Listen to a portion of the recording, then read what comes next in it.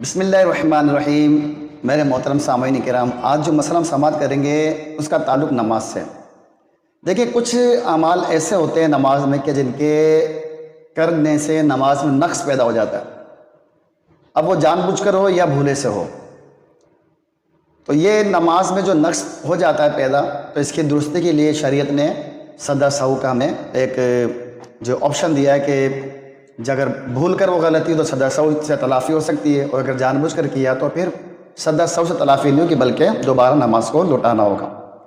مگر کچھ افعال ایسے ہوتے ہیں کہ اس سے نقص جو ہوتا ہے وہ شدید ہوتا ہے، اور جس کا تدارک جو ہے سجدہ سہو سے نہیں ہو پاتا بلکہ اس سے از سرنو دوبارہ پڑھنا ہوتا ہے، یعنی نماز باطل ہو جاتی ہے، نماز ٹوٹ جاتی ہے، جسے ہم کہتے ہیں کہ نماز فاسد ہو گئی۔ تو آج میں اسی حوالے سے ایک مسئلہ عرض کروں گا۔ آج کل نماز میں ہمارے بھائیوں کو بڑی کھجلیاں ہوتی ہیں نماز میں، تو وہ کھجا رہے ہوتے ہیں، تو اس کھجلی کا کیا مسئلہ ہے؟ بلکہ اوورال دیکھیں کہ ایک نمازی کو کتنی رعایت ہے کہ وہ اپنے ہاتھوں کو دوران نماز استعمال کر سکتا ہے، یہ مسئلہ آپ سماعت کر لیں۔ تو فقہا نے یہ مسئلہ بیان کیا ہے کہ اگر کوئی شخص ایک رکن میں 2 مرتبہ اگر اپنے ہاتھ کو استعمال کرے گا تو یہ درست ہوگا، اس سے نماز فاسد نہیں ہوگی، نماز نہیں ٹوٹے گی۔ مگر اگر 3 دفعہ ایک رکن میں اپنے ہاتھوں کو استعمال کر لے گا تو اس کی نماز ٹوٹ جائے گی۔ اب کھجلی جب ہوتی ہے تو ظاہر بات ہے کہ وہ نماز میں شاید زیادہ ہی ہوتی ہے، لیکن یہ دھیان رکھیے گا کہ کھجلی اپنے آپ کو کیجیے گا، برابر والے کھجلی مت کر دیجیے گا ورنہ فساد زیادہ ہو جائے گا۔ خیر بہرحال پہلے تو یہ سمجھے کہ ایک رکن کیا ہوتا ہے۔ اللہ اکبر کہہ کر تکبیر تحریمہ ہم نے کہا اور نماز میں آ گئے قیام میں۔ اب قیام سے لے کر رکوع تک ایک رکن ہے، پھر رکوع میں جب چلے گا تو پورا رکن پورا جو رکوع ہے یہ ایک رکن ہے۔ پھر کھڑے ہوتے ہیں جب ہم رکوع سے تو اسے کہتے ہیں قوما، یہ پورا ایک رکن کہلاتا ہے۔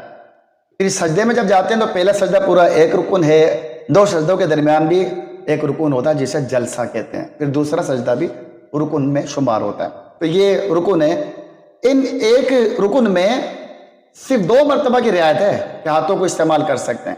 اگر 3 یا 3 سے زائد کسی نے ایک رکن میں اپنے ہاتھوں کو استعمال کر لیا تو اس کی نماز فاسد ہو جائے گی۔ مثلا قیام میں کھڑے، یہاں کھجلی کر لی پھر ہاتھ رکھ لیا، پھر یہاں کھجلی کر لی پھر ہاتھ رکھ لیا، اب جیسے تیسری مرتبہ ہاتھ کا استعمال کرے گا تو نماز فاسد۔ ہاں البتہ یہ کہ جب رکن بدل جائے گا پھر 2 مرتبہ کی آپ کو رعایت حاصل ہو جائے گی۔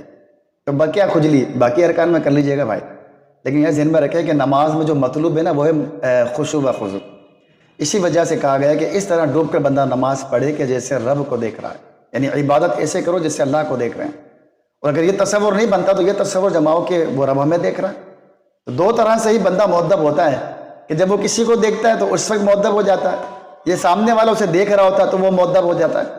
جیسا کہ آج ہمارے معاشرے میں نظارہ عام ہے کہ لوگوں کے سامنے بہت سارے حرکات سے اجتناب کرتے ہیں، زیادہ کھجلی بھی نہیں کرتے ہیں، لیکن نماز میں ہم مؤدب ہو نہیں پاتے۔ تو یہ تصور جما لیجئے میرے پیارے بھائیوں کہ رب تبارک و تعالیٰ ہمیں دیکھ رہا ہے، اس طرح انشاءاللہ تبارک و تعالیٰ نماز میں خشوع و خضوع پیدا ہوگا اور نماز کی لذتیں دوبالا ہو جائیں گی۔ اللہ ہماری ٹوٹی پوٹی عبادات اپنی بارگاہ میں قبول فرمائے۔